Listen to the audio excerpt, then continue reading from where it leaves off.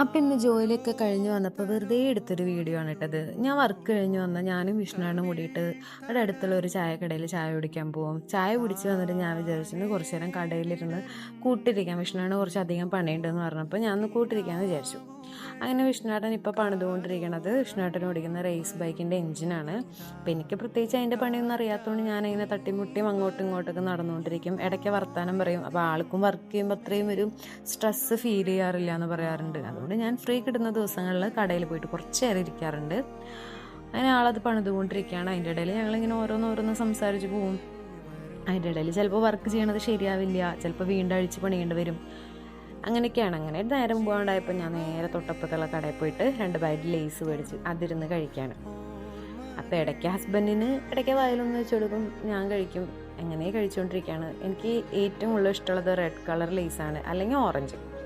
അങ്ങനെ അതൊക്കെ കഴിഞ്ഞ് ഞങ്ങൾ കടയൊക്കെ അടച്ച് ക്ലോസ് ചെയ്ത് നേരെ വീട്ടിൽ വന്നു. ഇന്ന് ജസ്റ്റ് ഒന്ന് ടൗൺ വരെ പോയിട്ട് വരാമെന്ന് വിചാരിച്ചിട്ടാണ് ഇരിക്കണേ. അങ്ങനെ വേഗം കുളിച്ച് റെഡിയായി ഞങ്ങൾ രണ്ടുപേരും പോകാനിറങ്ങി. തൃശ്ശൂർ റൗണ്ടിലേക്കാണ് പോകുന്നത്. വേറെ പ്രത്യേകിച്ച് ഒന്നിനല്ല, ജസ്റ്റ് പോയി ഒന്ന് കുറച്ച് നേരം ഇരുന്നൊന്ന് റിലാക്സ് ആവാൻ വേണ്ടിയിട്ടാണ്. അങ്ങനെ ഞങ്ങളവിടെ പോയി. അധികം ആൾക്കാരൊന്നും ഉണ്ടായിരുന്നില്ല, എന്നാൽ അത്യാവശ്യം ആൾക്കാരുണ്ടായിരുന്നു, ഈവനിങ് ടൈം ആയതുകൊണ്ട്. അതൊക്കെ കഴിഞ്ഞ് ഞങ്ങളവിടെ കുറേ ദൂരം നടന്നു. എനിക്കാണെങ്കിൽ നടക്കാൻ ഭയങ്കര മടിയാണ്. എന്നെക്കുറിച്ച് എൻ്റെ ഭർത്താവ് പറയുന്നത് ഇപ്പം നിങ്ങൾക്ക് കേൾപ്പിച്ചു തരാം. ഇതാണ് ഗൈസ് നടക്കാൻ മടിയുള്ള എൻ്റെ ഭാര്യ. 5 പൈസ പോലും നടക്കില്ല, മടിച്ച്.